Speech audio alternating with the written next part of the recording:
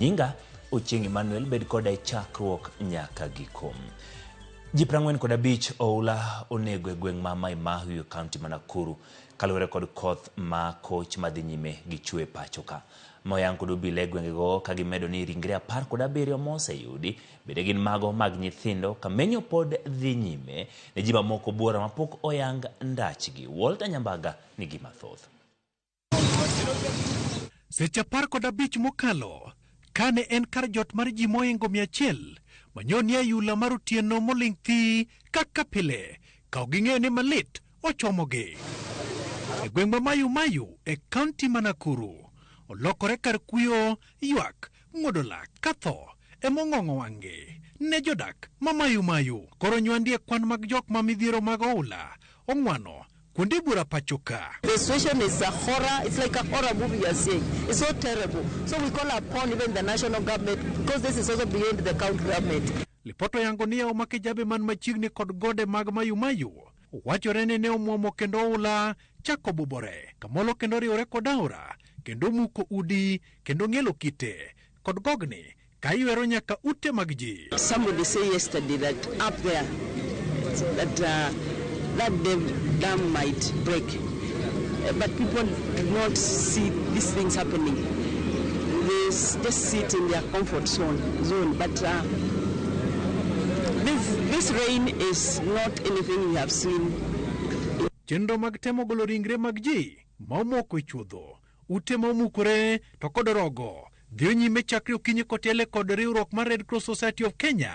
E kinde ma komanda mar obila ma Naivasha Stephen Kirui olero ni chenro mag reso ji dhi nyime ka kwan mag familia moywer kod oulano pok oyangi malong'o mak mana ni maromo ji 42 to seyange ni owito ngimagi kotende kod oulano. Imezoba baka magari, sahi bado watu wanazidi kutoa maiti, hadi wa sahi maiti inaendelea kutolewa, haijulikani idadi ni ngapi abaya watu ambao wamekufa. Zaidi ya mili karibu 20 na tumepata baka ya watoto, lakini hatujui idadi ni ngapi sababu bado watu ni wengi sana abaya hawajapatikana. Wengi zaidi hawajapatikana hadi sahi, wengi zaidi hata manyumba zimezoba, hata magari zimezoba zote. Operations have been going on. Trees are down. Their bodies, they are still looking for more bodies are here. It's just sad. It is a sad moment for us here. Calling from all over. Masira no wachore no chakore seche mag ochiko otieno. Kendo kata mana geche mane kalo Mayu bende olano ne oywero. Nyumba kubebwa, sasa watu wameachwa bila makao. Sijui hata tufanye aje. Kuna upande hapa Kijabi, kuna Korea, kuna hapa Mai Mahiu, bado Garsen, kwenda hivyo kuna Georges, bado huko chini maji inaelekea.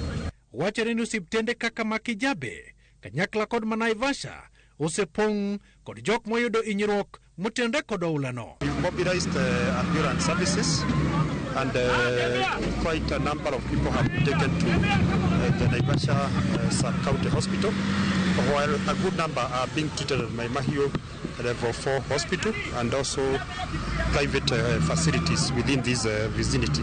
Masira machal kod ma inyalo paro ne otimore kaunti ma Nakuru, kama ne ji 48 ne owito ngimagi bang' aora Masolai ne momo e higa mar 2018.